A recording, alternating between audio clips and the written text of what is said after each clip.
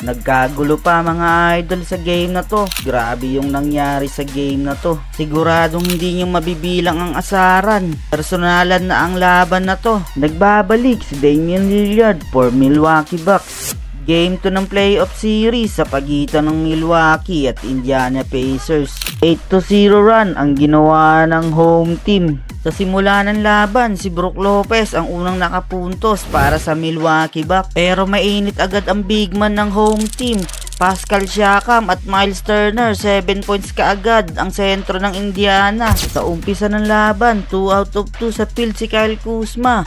Ang nagkalat sa game 1, 0 sa lahat ng stats department si Kyle Kuzma sa loob ng 22 minutes. Unang tira niya sa Bladen. Andrew Nemard sa harap ni Lillard, deep 3-pointer, bumounce pa at buti pumasok mga idol. Si Haliburton naman, pinakitaan ng footwork ang big man na si Brook Lopez. Nagtala naman ng 6 na puntos sa unang quarter si Damian Lillard. Well, umabot lang mga idol ang 15 points ang biggest lead ng Indiana Pacers. Bago nagkagulo, binalibag ni Gary Trent Jr. si Pascal Siakam agawan sa bola. Nagbalak pa na siguro ni Pascal Siakam ang mas maliit na kalaban. Agad naman inawat ng mga teammates. Tinawanan lang ni Benedict Mathurin ang Milwaukee Bucks dahil sila ang yamado. Exciting ang bawat series ngayong playoff. 10 ang kalamangan ng Indiana Pacers at the end of the first quarter, 42-30. Naibaba na sana ng Milwaukee Bucks ang kalamangan ng Indiana Pacers into the single digit. Pero nag-commit sila ng turnover.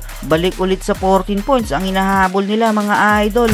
Less than 5 minutes remaining na ang second frame. Sa wakas, Kyle Kuzma nakapagtala na rin ng punto sa free throw line pa. Ibang-iba yung energy ni Tyrese Haliburton sa series na to. Parang motivated hanggang sa natapos ang first half. 7 minutes mark ng third quarter, biglang naging aggressive si Kyle Kuzma. Back-to-back field goals for Kuz. Gustong i-redeem ang kanyang sarili sa nangyari sa game 1. Eto pa, Andrew Nemard, inangasa ng bench ng visiting team after ng mid-range shot na to at nabanggapan niya si Doc Rivers. Dami na nangyari. Coach Rick Carlisle na high blood. Tyrese Haliburton, double-double na rin mga idol. 20 points game na rin. Last 4 minutes, kumana sa paint si Giannis, 3 straight field goals for the Greek Freak. Crazy way to end the third quarter. Pascal Siakam, last 4 seconds, wild shot. But KPJ to beat the buzzer.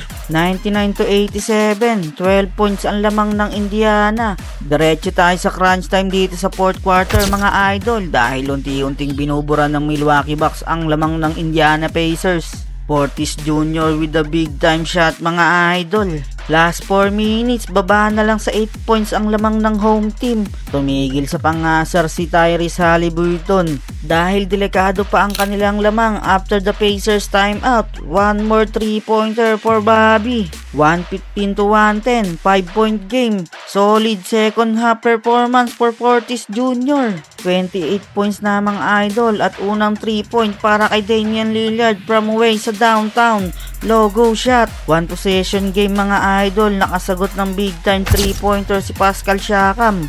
Mukhang personalan na ang nangyayari sa pagitan ni Damian Lillard at Tyrese Haliburton. Face to face literal, niyayabangan lang siya ni Tyrese at bilang panapos. Dagger shot Andrew Nemard, cold-blooded 3-pointer sa harap ni Giannis. 2-0 na in favor of Indiana.